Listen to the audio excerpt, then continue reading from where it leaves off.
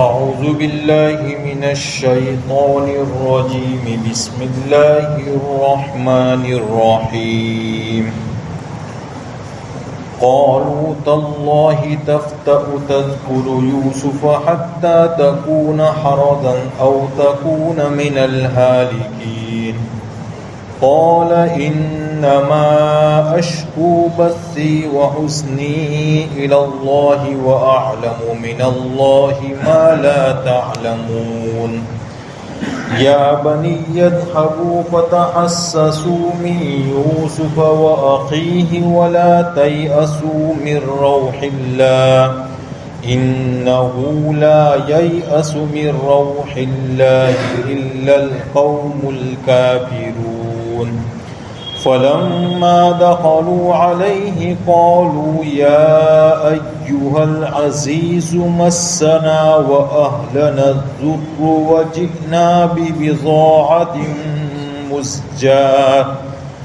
وجئنا ببضاعة مزجاة فأوف لنا الكيل وتصدق علينا إن الله يجزي المتصدقين. قال هل علمتم ما فعلتم بيوسف وأخيه إذ أنتم جاهلون؟ قالوا أئنك لأنت يوسف؟ قال أنا يوسف وهذا أخي قد من الله علينا إنه من يتق ويصبر فإن الله لا يضيع أجر المحسنين. قالوا تالله لقد آثرك الله علينا وإن كنا لخاطئين. قال لا تثريب عليكم اليوم يغفر الله لكم وهو أرحم الراحمين. اذهبوا بقميصي هذا فألقوه على وجه أبي يأت بصيرا وأتوني بأهلكم أجمعين. صدق اللہ العظیم. انہوں نے کہا اللہ کی قسم آپ برابر یوسف کو یاد کرتے رہیں گے یہاں تک کہ آپ پگھل جائیں گے یا آپ ہلاک ہو جائیں گے. جیسا کہ سورہ یوسف ختم ہونے کے قریب ہے اور گزشتہ یہ بتایا گیا تھا کہ یعقوب علیہ السلام سے اجازت لے کر بھائی دوسری مرتبہ مصر آئے اور پھر ایک چوری کے الزام میں بنیامین کو یوسف علیہ السلام نے اپنے پاس رکھ دیا تھا. اب جب وہ لوگ لوٹے تو یعقوب علیہ السلام کے لیے بڑا صدمہ ہوا کہ یوسف تو تھے ہی دور، اب ایک دوسرے چہیتے جن کو دیکھ کر اپنی آنکھیں ٹھنڈی کرتے تھے وہ بنیامین بھی دور ہو گئے. اور اتنا غم کہ روتے روتے ان کی آنکھیں بھی چلی گئی اور وہ نابینا ہو گئے تھے. تو بھائیوں نے جب یہ دیکھا تو اپنے ابا سے کہا کہ ابا یہ کیا؟ ہم نے کئی والدین کو دیکھا ہے کہ ان کے نور نظر اور ان کے خوبصورت لڑکے مر جاتے ہیں، ہلاک ہو جاتے ہیں، لیکن جتنا غم آپ کر رہے اتنا کوئی نہیں کر رہا ہے. اور ہمیں تو یہ اندیشہ ہے کہ آپ اتنا غم کر رہے ہیں کہ کہیں آپ اپنے غم میں بیمار نہ ہو جاوے اور یہ بیماری آپ کو ہلاک نہ کر دے. تو یعقوب علیہ السلام ان کو جواب دیتے ہیں انما اشکو بثی وحزنی الی اللہ، کہ میں اپنے غم اور اپنی تکلیف کی شکایت صرف اور صرف اللہ سے کرتا ہوں اور میں اللہ کی طرف سے وہ جانتا ہوں جو تم نہیں جانتے ہو.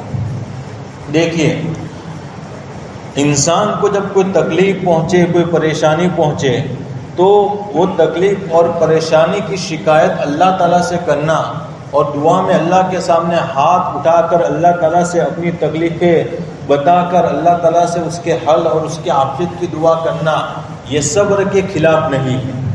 آدمی اگر اللہ تعالیٰ سے شکایت کرتا ہے تو یہ صبر کے خلاف نہیں ہے، بلکہ حضرت عبید اللہ سمرقندی رحمۃ اللہ علیہ بڑے اللہ والے گزرے ہیں، ان سے پوچھا گیا کہ کیا غریب آدمی جو کہ صبر کرتا ہو اور مالدار آدمی جو کہ شکر کرتا ہو، ان دونوں میں افضل کون ہے؟ ایک آدمی غریب ہے جو صبر کرتا ہے اور ایک آدمی مالدار ہے جو شکر کرتا ہے، تو ان دونوں میں سے افضل کون ہے؟ تو انہوں نے جواب دیا کہ وہ شخص افضل ہے جو غریب اور شکایت کرتا ہو، یعنی اللہ تبارک و تعالیٰ سے شکایت کرتا ہو۔ اس لیے کہ آدمی جب اللہ تبارک و تعالیٰ سے شکایت کرتا ہے تو وہ برابر اللہ تعالیٰ کے کانٹیکٹ میں رہتا ہے، اور ایک وقت وہ آ جاتا ہے کہ اللہ تعالیٰ سے اتنا کانٹیکٹ ہو جاتا ہے کہ اس کے اور اللہ کے درمیان ایک گہرا تعلق ہو جاتا ہے، اور اللہ اپنے بندوں سے، اپنے بندوں کی آہوزاری اور اپنے بندوں کی رونے کو اللہ تبارک و تعالیٰ بہت پسند فرماتے ہیں۔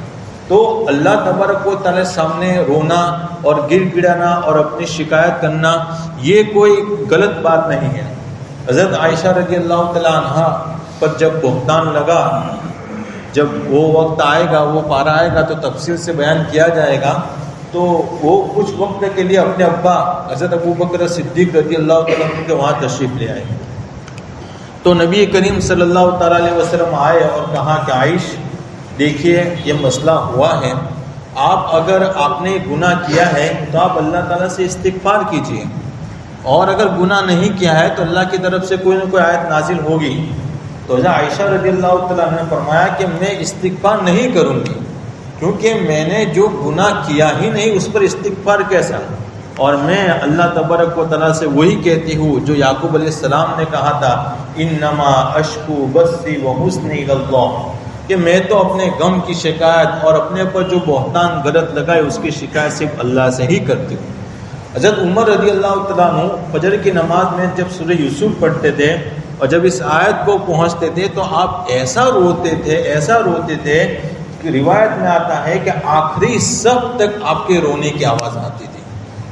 اور ایک عمل لکھا ہوا ہے کہ کسی آدمی کا لڑکا اس کے کہنے میں نہ ہو، کوئی والدین بوڑھے ہیں بیچارے، لڑکے کی شادی کرا دی، اب لڑکا ان کے کہنے میں نہیں ہے، ان کے پاس آتا نہیں ہے، دور دور رہتا ہے، تو ان کو چاہیے کہ یہ آیت کثرت سے پڑھا کریں، اس لیے کہ اللہ تبارک و تعالیٰ کو یعقوب علیہ السلام کا یہ جملہ اتنا پسند آیا کہ اللہ تعالیٰ نے اس جملے کے بعد ایسے اسباب مہیا کیے کہ ان اسباب کی وجہ سے یوسف علیہ السلام یعقوب علیہ السلام سے مل گئے۔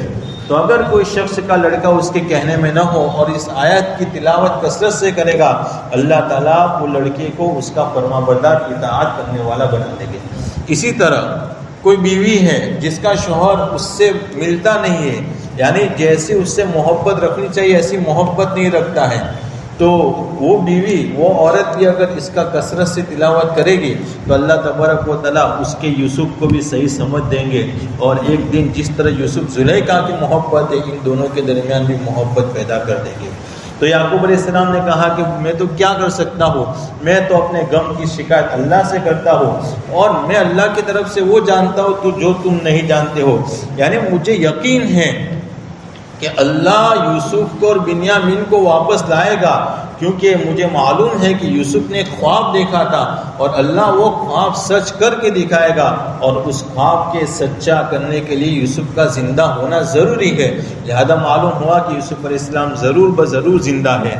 آگے فرمایا، اے میرے بیٹو تم جاؤ اور تم یوسف کو اور اس کے بھائی کو تلاش کرو، اور اللہ کی رحمت سے نا امید مت ہونا، بے شک اللہ کی رحمت سے صرف اور صرف کافر لوگ ہی نا امید ہوتے ہیں۔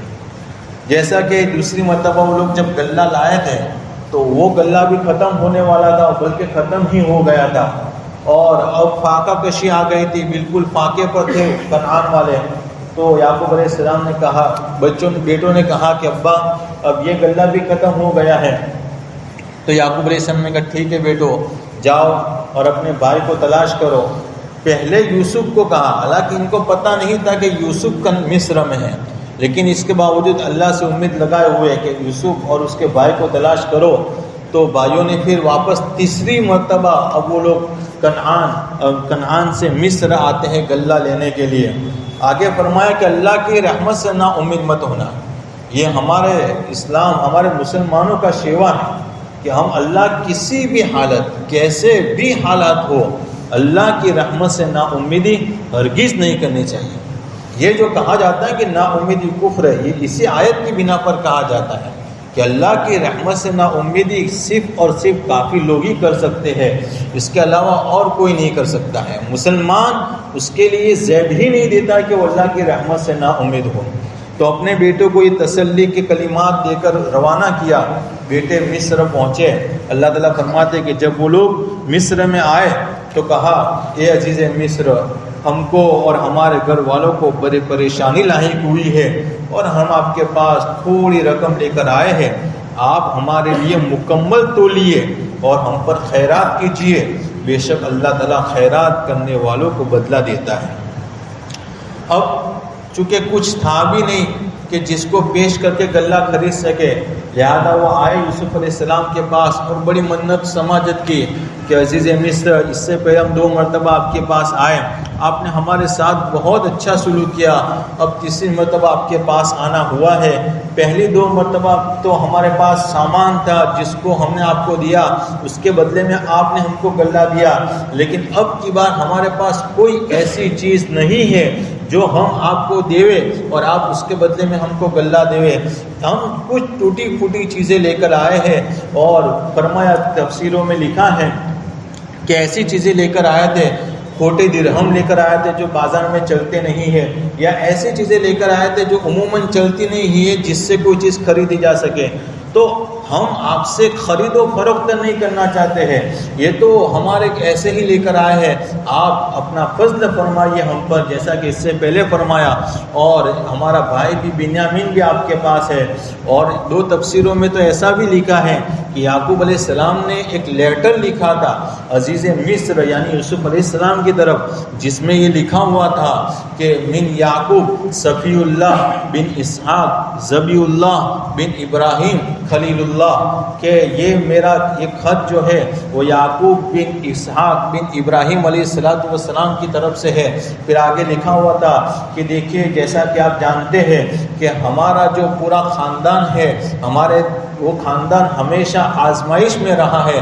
ہمارے دادا ابراہیم جو تھے ان کو نمرود نے آگ میں ڈال دیا تھا، ہمارے ابا اسحاق جو تھے ان کو بھی بڑی آزمائش کا سامنا کرنا پڑا تھا، اور اب میں ہوں تو مجھے بھی میرے ایک بیٹے کی وجہ سے بڑی آزمائش میں مبتلا ہوں۔ اور دیکھیے ہم خاندان انبیاء میں سے ہے، لہذا چوری کا عمل تو دور کی بات ہے، چوری کا تصور بھی ہمارے نزدیک نہیں ہے، لہذا میرا بیٹا جو آپ کے پاس چوری کے جرم میں ہے تو وہ اس نے چوری نہیں کی ہے، آپ تھوڑا ہم پر رحم فرمائیے۔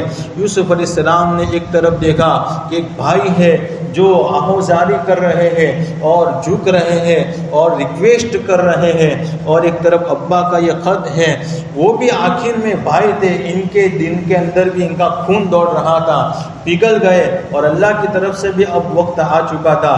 چنانچہ انہوں نے کہا، اچھا آگے کہا وتصدق علینا، آپ ہم پر صدقہ کیجئے۔ دیکھیے صدقہ جو ہے نا وہ ایسی عبادت ہے کہ جس کا ثواب مومنوں کو بھی ملتا ہے، غیر مومن کو بھی ملتا ہے، یہ واحد ایسی عبادت ہے۔ ثواب کا مطلب بدلہ، مومن کو دنیا میں بھی بدلہ ملتا ہے، آخرت میں بھی ملتا ہے، اور جو غیر مومن ہے، غیر مسلم ہے، ان کو صرف دنیا میں بدلہ ملتا ہے۔ اور کیا بدلہ ملتا ہے؟ چاہے مومن ہو کہ غیر مومن ہو، جو آدمی کثرت سے صدقہ کرتا ہے اللہ تعالیٰ اس سے مصائب پریشانیاں دور کر دیتا ہے، اور جو مسلمان ہوگا اور صدقہ کرے گا تو اس کے لیے دنیا میں یہ فائدہ ہے اور آخرت میں اس کے لیے جنت ہے۔ تو انہوں نے کہا کہ چلیے آپ خرید کرنی یعنی بیچ کرنی بلکہ صدقہ کیجیے، ہم پر تھوڑا فضل فرمائیے۔ تو پھر یوسف علیہ السلام نے کہا هل علمتم ما فعلتم بيوسف، کیا تم جانتے ہو جو تم نے یوسف اور اس کے بھائی کے ساتھ کیا جبکہ تم نادان تھے۔ یوسف علیہ السلام کے کہنے کا طرز دیکھیے کہ کیا تم جانتے ہو جو تم نے یوسف اور اس کے بھائی کے ساتھ کیا جبکہ تم نادان تھے۔ اگر کہنا چاہتے تھے تو یہ کہہ سکتے تھے کہ ارے تمہارے بھائی یوسف کو تم نے کیا کیا، کیوں ایسے ڈال دیا تھا، اور تم نے اتنا بڑا جرم کیوں کیا تھا، لیکن کہا نہیں، جبکہ تم نادان تھے، یعنی یہ جو عمل تم سے ہوا ہے واقعتاً گناہ ہے، لیکن یہ تم نے جان بوجھ کر نہیں کیا ہے۔ حالانکہ جان بوجھ کے ادا، لیکن ایک انبیاء کا جو کشادہ دل ہوتا ہے اس طرح وہ بات کر رہے ہیں کہ جب کہ تم نادان تھے. تو بھائیوں نے جب یہ جملہ سنا تو ہکا بکا رہ گئے. ارے یہ کیا؟ وہ چھوٹا یوسف جس کو ہم نے اندھیری رات میں جنگل میں قبر میں رکھا تھا، جس کے اوپر تین تاریکیاں تھی، ایک تو رات کی تاریکی، ایک تو جنگل کی تاریکی اور ایک قبر کی تاریکی، وہ عزیز مصر وہ یوسف نے. اب ان کی نگاہ بدل گئی، دیکھنے کا جو انداز تھا وہ بدل گیا. ابھی تک وہ یوسف علیہ السلام کو عزیز مصر کی نگاہ سے دیکھتے تھے. اب فوراً جیسے یوسف علیہ السلام نے کہا، انہوں نے یوسف علیہ السلام کو یوسف کی شکل میں دیکھنا شروع کیا تو فوراً لائٹ ہوئی. کیا ہاں کچھ علامتیں پائی جاتی ہے جس سے معلوم ہوتا ہے کہ یہ ہمارے بھائی یوسف ہی ہے. تو کہا اِنَّكَ لَأَنْتَ یوسف، سچ مچ آپ ہی یوسف ہیں. یوسف علیہ السلام نے کہا انا یوسف، میں یوسف ہوں، وہذا اخی، اور یہ میرا بھائی ہے. آپ اللہ کا شکر ادا کرو کہ جس دو لخت جگر کے بارے میں والد صاحب پریشانی میں مبتلا ہے، وہ دو لخت جگر ایک ہی جگہ پر آپ کے سامنے ہے کہ میں یوسف اور یہ میرا چھوٹا بھائی بنیامین ہے. قد من اللہ علینا، اللہ نے ہم پر احسان کیا. یہ ایک بڑا سبق ہے ہمارے لیے. دیکھیے یوسف علیہ السلام جو تھے ان کے اوپر پریشانیاں بہت آئی، اور ان پریشانی سے گزرنے کے بعد صبر کے بعد ایک وقت آیا کہ اب ان کے لیے فراخی ہو گئی. تو یوسف علیہ السلام نے پریشانیاں ذکر نہیں کی، کیا کہا؟ اللہ نے ہم پر احسان کیا. تو معلوم ہوا کہ جب انسان کسی آزمائش میں مبتلا ہو، کسی پریشانی میں مبتلا ہو، پھر وہ پریشانی چھٹ جاوے اور اچھے حالات ہو جاوے تو اس کو وہ پریشانیاں یاد نہیں رکھنی چاہیے. جو اللہ تبارک و تعالیٰ کی طرف سے حالات اچھے حالات ہیں اس کو یاد رکھنا چاہیے. جیسا کہ یوسف علیہ السلام نے کہا اللہ نے ہم پر احسان کیا. اور صرف یہ ہماری بات نہیں ہے، بے شک جو شخص بھی تقوی اختیار کرے اور صبر کرے، بے شک اللہ تعالیٰ نیکی کرنے والے کا اجر کو ضائع نہیں کرتا ہے. یہ اس صورت کا لب لباب ہے. ایک قاعدہ یاد کر لو، ساری جھنجھٹ ختم، گناہوں سے بچنا، پریشانی آنے پر صبر کرنا، یہ دو چیزیں اگر ہم نے تھان لی تو پھر اللہ تبارک و تعالیٰ کے وہاں ہم مقبول ہو جائیں گے. ایک امام احمد بن حنبل رحمۃ اللہ کا غالباً ان کا قول ہے کہ دو گھونٹ ایسے ہیں کہ دو گھونٹ اللہ تبارک، جو آدمی دو گھونٹ پیتا ہے اللہ تبارک و تعالیٰ کے نزدیک وہ سب سے زیادہ محبوب ہے. ایک غصے کا گھونٹ کہ جب آدمی غصہ آئے تو اپنے آپ کو کنٹرول کر لے، اور دوسرا صبر کا گھونٹ کہ جب تکالیف، پریشانی، مصیبت آئے تو صبر کرے. یہ دو گھونٹ اللہ کے نزدیک سب سے زیادہ محبوب ہے. تو فرمایا کہ جو شخص بھی تقوی اختیار کرے گا اور صبر کرے گا، بے شک اللہ تعالیٰ نیکی کرنے والوں کے اجر کو ضائع نہیں کرے گا. بھائیوں نے کہا اللہ کی قسم، اللہ نے آپ کو ہم پر ترجیح دی اور یقیناً ہم گنہگار ہیں. بھائیوں نے اعتراف کیا کہ واقعتاً اللہ نے آپ کو آگے بڑھایا اور ہم نے جو کیا وہ یقیناً ہمارا گناہ تھا، ہم ہمارے جرم کا اعتراف کرتے ہیں. یوسف علیہ السلام نے کہا لا تثریب علیکم اليوم، آج تم پر کوئی ملامت نہیں ہے، اللہ تم کو معاف کرے اور وہ رحم کرنے والوں میں سب سے زیادہ رحم کرنے والا ہے. دیکھیے تصور کیجئے، ایک بات پہلے یاد رکھیے کہ جو شخص ظالم ہوتا ہے نا وہ ظلم کر کے بھول جاتا ہے، لیکن جس پر ظلم ہوتا ہے نا وہ اپنے اوپر ہویا ہوا ظلم کبھی نہیں بھولتا ہے.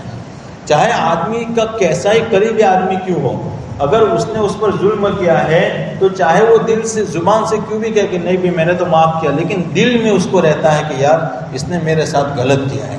یہاں دیکھیے یوسف علیہ السلام پرائم منسٹر ہے، پی ایم ہے اور ان کی حکومت ہے، اور 9 آدمی دور کنعان سے آئے ہیں، اور یہ 9 آدمی وہ ہیں جنہوں نے یوسف علیہ السلام پر خوب ظلم کیے ہیں.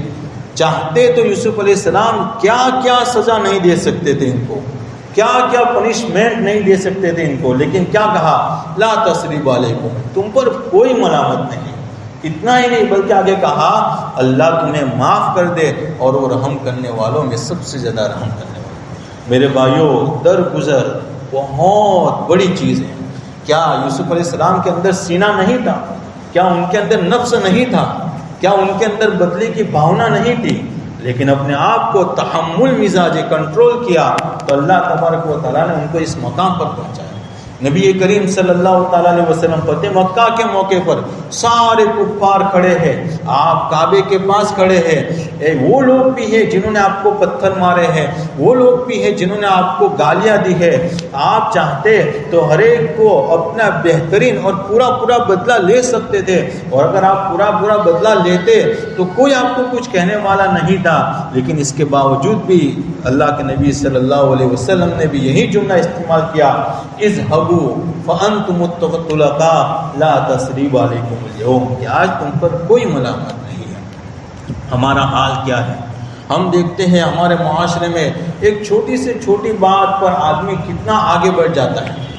کچھ وقت پہلے، تقریباً کئی سالوں پہلے، میں 3 دن کی جماعت میں تھا، تو ہمارے ساتھ ایک آدمی تھے جن کا گاڑی وغیرہ کا کاروبار ہے، تو وہ مجھے کہتے تھے، جن کی بات مجھے ابھی تک یاد ہے، اور جب یہ بات یاد آتی ہے بڑا افسوس ہوتا ہے۔